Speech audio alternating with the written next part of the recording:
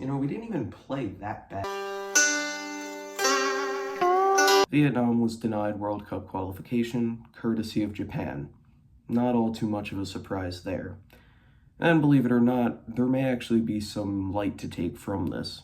The game itself wasn't terrible. We actually played pretty well compared to how we played against Chinese Taipei, and considering that Japan is a much better side. Several players that didn't play too well against Chinese Taipei actually showed up pretty big here, and that was nice to see, considering that we were going up against one of the finest teams in all of Asia and one of the finest teams in the world for that matter. Now, despite the match ending in a 4-0 loss, the Viet showed great tenacity and endurance against a world-class opponent for all 90 minutes.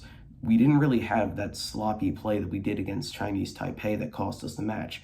It was more just a case of Japan being a much stronger side. Now, Vietnam only conceded once in the first half, but 3 times in the second, which pushed our goal differential to a losing position, and without much offense and no goals on the scoreline, we weren't able to retake that spot over Philippines to go through to the quarterfinals. I think it is worth noting that Mai Duk-chung went with a bit of an interesting lineup this match. Many of our starters didn't start, and I found that, at least personally, I found that a little odd considering that we were going up against the strongest opponent in our group, and you would think that we would put all of our best players in to try and counter that.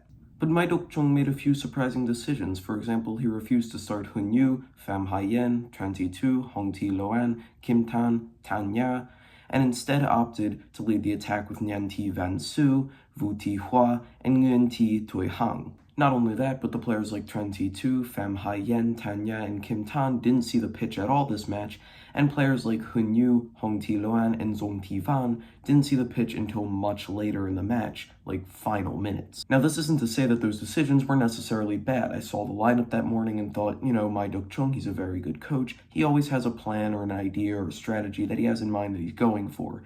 So I figured I'd trust him on it, and I don't regret trusting him on it. I just don't fully understand some of those decisions because obviously I'm not in that locker room studying his strategy. Now, you may notice a difference in my tone compared to last video, and that's mainly because I don't feel the need to kill myself this weekend. Last Saturday I did. But in all seriousness, I think it's mainly because this match was just a much more satisfying match to watch overall, despite what the score says. Now, against Chinese Taipei, we very well could have won that game, but it was just a bunch of self-inflicted wounds and mistakes that prevented us from doing so. Against Japan, we knew it was crazy, we knew it was probably impossible, but we still went out there and gave it our all for 90 minutes, and played much better than anyone thought we would. Mind you, this is the same Japanese side that beat India 11-0, and we only beat India 2-1, so you can imagine how many people would have thought we were going to get eaten alive. I would like to talk a little bit about some of the players and their performances this tournament, so I'm going to do that. So starting off with a bit of a confusing one actually, Tran Thi Duyen. She got the start against India, played alright, she played decent on the outside, created some opportunities, and then just went out against Chinese Taipei and had a really lousy game. She didn't contribute much on offense, and she was nothing near the defensive asset she proved herself to be against Japan. So I wouldn't say she had a horrible tournament, not by any means, just kind of confusing, honestly. She wasn't consistent, but she only played 3 games, so it's kind of hard to judge consistency off of that. Zong Thi Van. Oh, how I feel for Zong Thi Van. She played against India, had a decent game. She's very consistent in the midfield, especially defensively. I believe she got rated a 6.4 that game, so good performance overall, decent performance. And then against Chinese Taipei, unfortunately, like many other players, she was heavily affected by the weather and wasn't able to play to the best of her ability, which was a shame considering against Chinese Taipei, we kind of needed that control in the midfield, defensively and offensively, to restart counterattacks and whatnot. Though this woman cannot stop getting injured. Just last summer, she had a pretty scary injury, and no more than 2 minutes after coming into the match against Japan, she goes for a header and gets clunked in the head by a Japanese player and is forced to be stretchered off the pitch due to concussion protocol. I wish her the best. I think she's an amazing player, but it was kind of sad to see her go out like this. Alright, let's jump to the star of the Vietnamese team for this tournament, none other than Nhan Thi Van Su.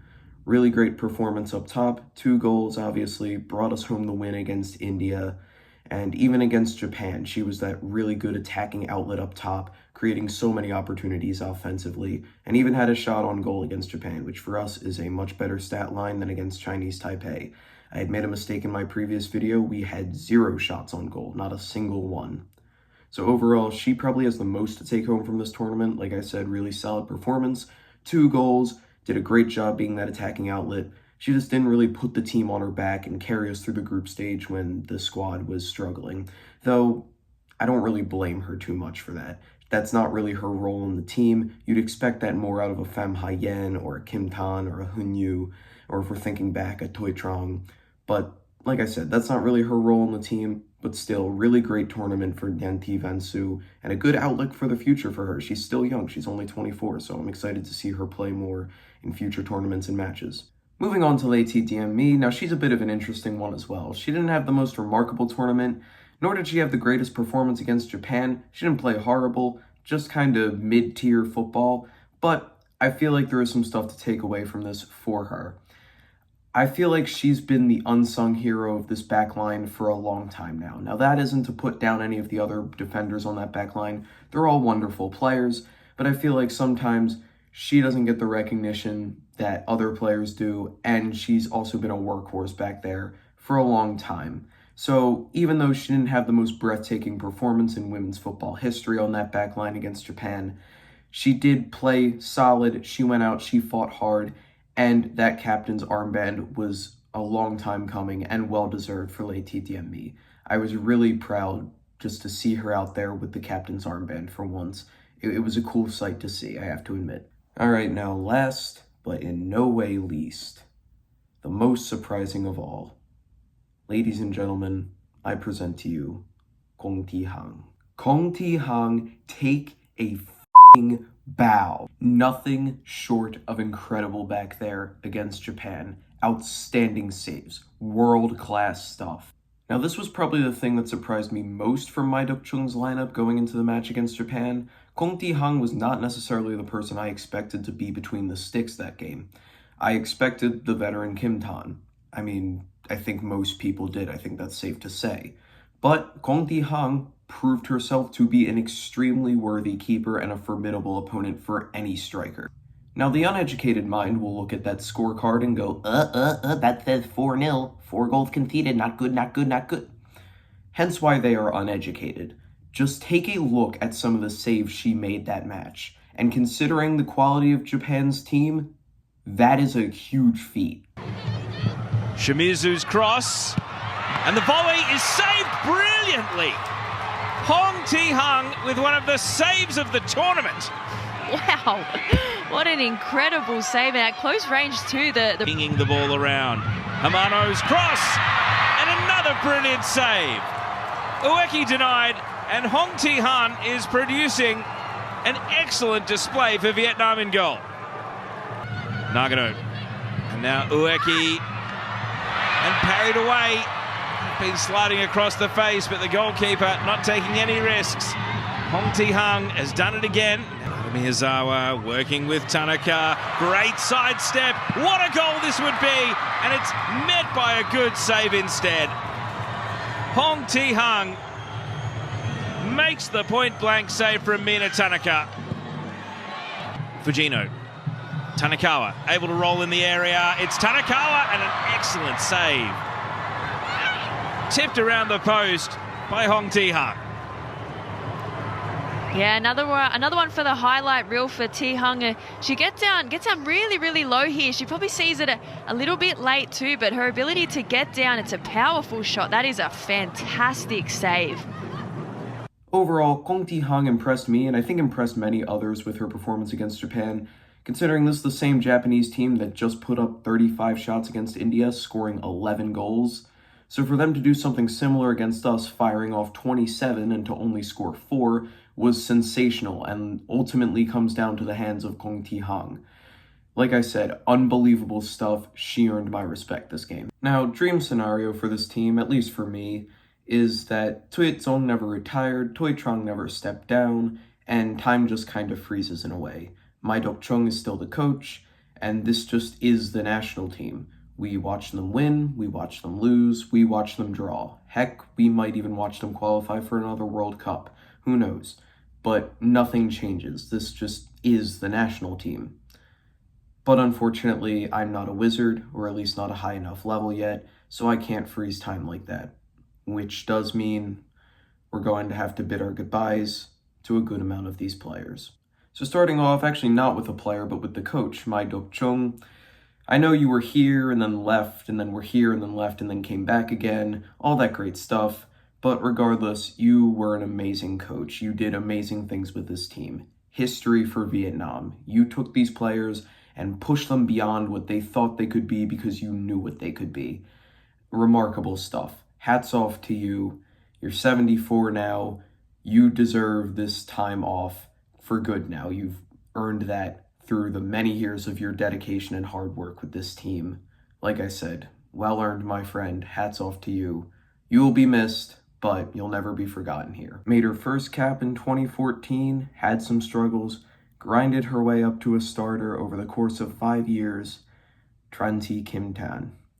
She was Vietnam's brick wall. She's the temple guardian.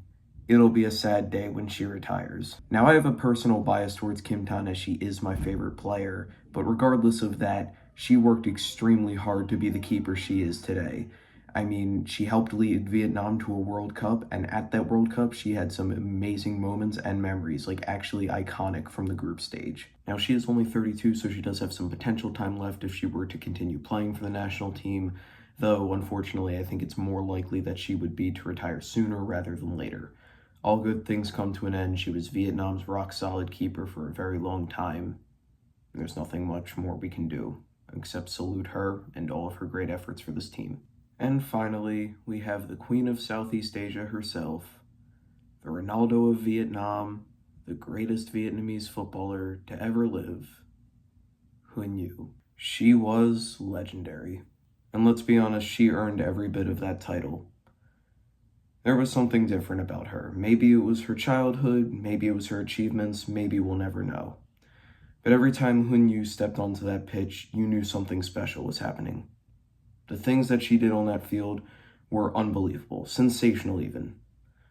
She is the woman who led Vietnam to a World Cup. Huyen U is the woman who inspired thousands of little Vietnamese girls watching their televisions as she stepped out of that tunnel on a July afternoon in 2023. And to the next generations of the Vietnamese women's national team, the ones who didn't get to play alongside with her, she'll be remembered in the same way that a myth is remembered. That's just how good she was. And look, we know you weren't able to bring home a World Cup to Vietnam in your career. But let's be honest, the stuff you did for this team and with this team is nothing short of legendary. We still love you, kid.